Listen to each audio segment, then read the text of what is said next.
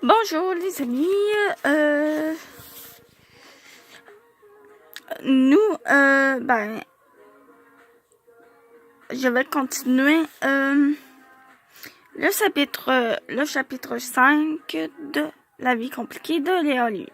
Donc, on était rendu à Marie-Lou de Léa, jeudi 30 janvier, 17h52. Je respire mieux. Coucou, je respire tellement mieux depuis hier soir et ça m'a tellement fait du bien de te parler au téléphone et de pouvoir me confier à quelqu'un. Tu crois que ma mère était devenue ma best? Je sais qu'elle est là pour moi et qu'on aime magasiner ensemble, mais tu sais, elle est quand même une mère et elle ne peut s'empêcher de me lancer des répliques genre un de perdu, 10 de retrouvé et où il y a plusieurs poissons dans l'eau. Ou encore, le temps arrange les choses. Je sais, mais ta théorie ne règle pas mes problèmes dans les médias.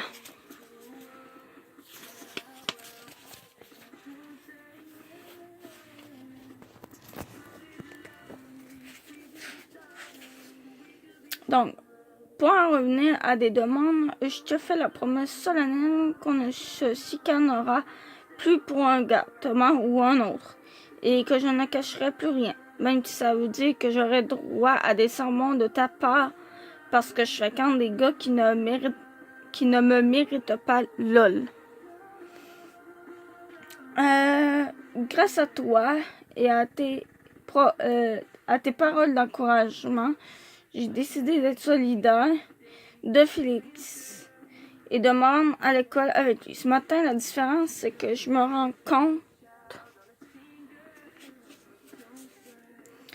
que son histoire avec Catherine n'a eu aucun impact sur sa popularité, ni sur son statut social. C'est exactement comme tu disais, il est en secondaire 5, absolument inatteignable. Et les filles le trouvent toujours aussi cute qu'avant. J'ai même entendu une fille de secondaire 4 chuchoter « Oh mon Dieu! » Je pense que c'est Alyosha Snyder, à son ami. Peux-tu m'expliquer en quoi il lui ressemble, s'il te plaît? Et comme c'est un gars, on dirait que personne ne le juge parce qu'il a trompé sa blonde. Je lui en ai d'ailleurs fait la remarque. La féministe en moi est un peu outrée de voir que les gens te respectent presque d'avoir trompé Catherine. C'est quoi le rapport?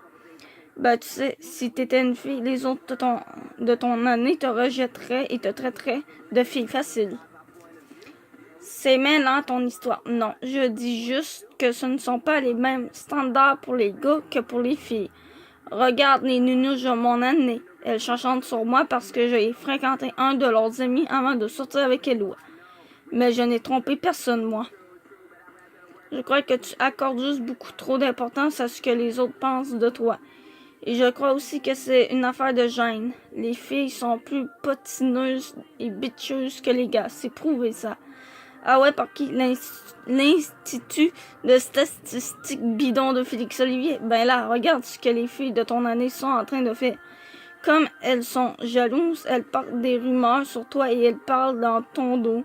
Les gars ne feraient jamais ça. Au pire, ça finit en bataille et on n'en reparle plus. Félix s'est ensuite rendu dans son aide, mais ses paroles m'ont porté à réfléchir. C'est vrai que les filles sont particulièrement méchantes et mesquines quand elles sont jalouses, tu ne trouves pas? Ça ne m'avance pas à grand-chose dans mon combat contre le reste des élèves de mon niveau. Bon, au moins, ça m'a fait du bien de me rapprocher de Félix. Il m'énerve avec sa popularité légendaire, mais comme tu dis aussi bien en profiter. Quand je me suis rendue à mon cours de sciences, je me sentais presque invincible. J'entendais les gens chuchotaient, mais ça ne m'atteignait pas. J'avais retrouvé ma best, j'avais un chum qui m'aimait et mon frère était cool. Malheureusement, je suis vite redescendue de mon nuage. Quand l'heure du dîner est arrivée, je suis vite allée rejoindre Éloi qui m'a annoncé qu'il devait rencontrer des gens pour terminer un travail d'équipe. Je me suis ensuite rendue au local du journal, mais un comité organisateur quelconque avait demandé la permission de l'utiliser.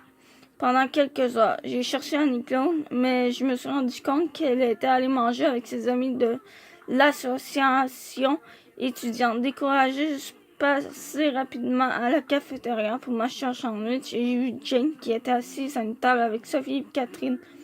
Maud était assise non loin de là avec José. Il avait l'air d'être en grande discussion, comme il faisait moins 15 degrés dehors. Je n'avais aucune envie d'aller me balader dans les rues ni de faire rire de moi parce que je mangeais seule à une table. Je suis donc allée m'enfermer dans un local du 3e étage pour manger mon sandwich. J'avais une boule dans la gorge, je me sentais tellement rejet. Je sais qu'il y a des gens autour de moi, mais en ce moment, je me sens bien seule, comme une étrangère dans une nouvelle école. C'est le même sentiment que je ressentais lors de mes premiers jours ici. Je te jure que ce n'est pas super agréable après mon cours d'anglais. Jane m'a offert de venir chez elle samedi pour faire nos devoirs et écouter un film. Elle m'a demandé si ça me dérangeait qu'elle invite Catherine et je lui ai dit qu'au contraire, ça me permettrait de passer un peu de temps avec elle. Son offre m'a remonté le moral un peu, mais j'avais encore la mine basse quand je suis sortie de l'école.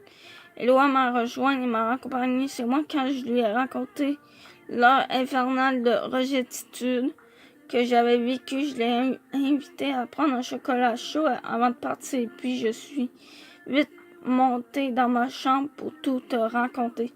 J'ai l'impression que ma vie est en montagne russe et que Montréal est une ronde géante. J'espère que tu auras des idées pour m'aider à vaincre et renverser le pouvoir des Nunuches, ou du moins pour faire cesser les rumeurs qui courent sur moi. Une chance que tu es revenu dans ma vie. J'espère que tout se passe pour le mieux avec Laurie. Léa.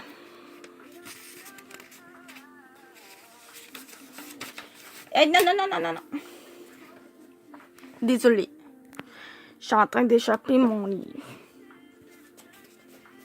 À Léa de Marilou, samedi 1er février, 10h03. Vive la poutine italienne.